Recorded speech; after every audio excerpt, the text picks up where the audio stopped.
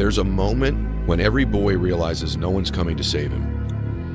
And that's when he becomes a man. And some boys never get there and stay children forever. This is kind of part of being a man. It's like, you kind of got to fuck it all up a little bit. I think so. I think part of learning is dying. I think part of learning is you got to die a little bit. Because what is learning? Learning is me giving up on my old shit, my old ideas. Those ideas have to die for me to be open to some new shit.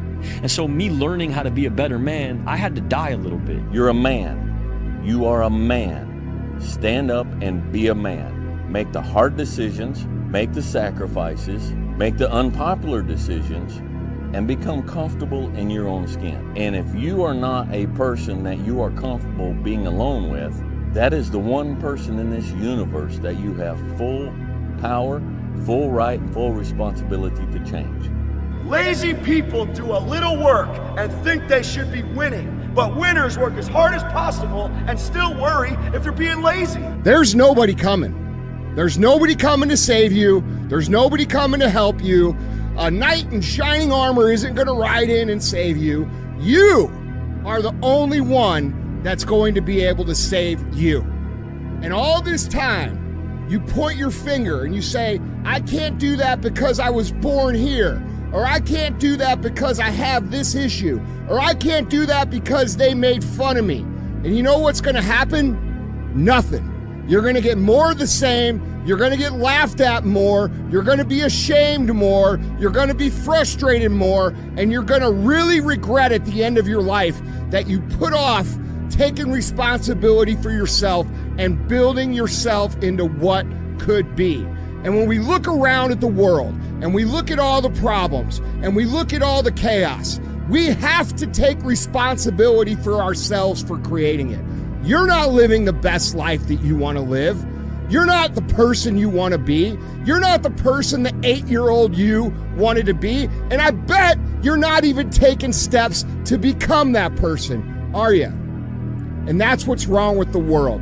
That's what's wrong with this country. We have a bunch of people that want to point fingers and defer responsibility off to anything and everything except the one thing that can change their entire lives. And that's looking in the mirror and saying, F you, man. You did this to me. You made me this way, and I'm going to fix it. And I'm going to fix it by controlling all the things I can control. I'm going to control what I eat. I'm going to control what I drink. I'm going to control how I move. I'm going to control the information I put in my brain. I'm going to control how I treat people and who I surround myself with. And if you control those things, you are now in the driver's seat to create what it is you've always known that you were here to create. Because you always do know what you're here to create. It's that little version of yourself that hides deep inside your heart that you are so afraid to even talk about because you're afraid the people around you are gonna laugh. Well, guess what, They're gonna laugh, and they're gonna laugh more if you don't do anything. We're gonna have successes, we're gonna have failures. We're gonna have good nights, we're gonna have bad nights. We're gonna have good relationships, we're gonna have bad relationships. We're gonna have good ideas and bad ideas. We're gonna make money, we're gonna lose money. All these things are gonna happen. You have a project that's due at work that you don't feel like working on right now. Doesn't matter that you don't feel like working on it right now. You impose discipline on the situation and you do what you're supposed to do. You have a exercise, you need to work out this morning. You haven't worked out yet. You wake up in the morning, you need to go work out. You don't feel like working out. It doesn't matter. It doesn't matter that you don't feel like working out. It doesn't matter. It's not part of the calculation. Discipline overrides that. Discipline trumps your feelings. And that is what you need to apply as a person, as a normal human being, no matter what you're doing in your life. You need to let discipline be your guide, not how you feel. That's what we need to do.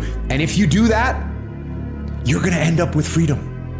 You're going to end up with freedom across the board. Discipline equals freedom. That's what I have been saying for a long time. It is 100% factually true. If you allow your feelings to dictate what you do, you will end up being a slave to your feelings at a minimum. But if you utilize discipline in your life, you will end up with the ultimate freedom in everything that you do. Through discipline, through self-discipline, through repetition, through tons of repetition of the same thing that you don't want to do. And that's the key thing. Through repetition of things you don't want to do, you develop mental, like an armor for your mind. You start to armor your mind, because your mind's like, okay, we suffer every day. It's what we do. We do stuff that sucks every day. So then when the suck stuff comes, you're ready for it. And that's how I started coming up. You know, I just started being very uncomfortable. And now it's like just a way of life. If you lack the discipline to exercise and eat healthy, you will end up being a slave to disease. If you lack the discipline to work hard, save your money, you will end up a slave to finances. If you lack the discipline to manage your time correctly, you will end up with no free time. If you have self-discipline, if you have the discipline to save your money and work hard and invest your money properly, if you have the discipline to manage your time correctly and not waste a bunch of time, if you have the discipline to exercise and eat healthy, you will end up with freedom. And I know it's a counterintuitive, it's contrarian, but I've seen this over and over and over again. If you want freedom in your life, you have to have discipline. Go do some push-ups.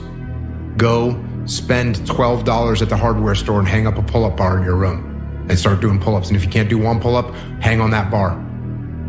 And you're gonna start to get a little bit stronger. You're gonna start to get a little bit healthier. You're gonna start to get more focused.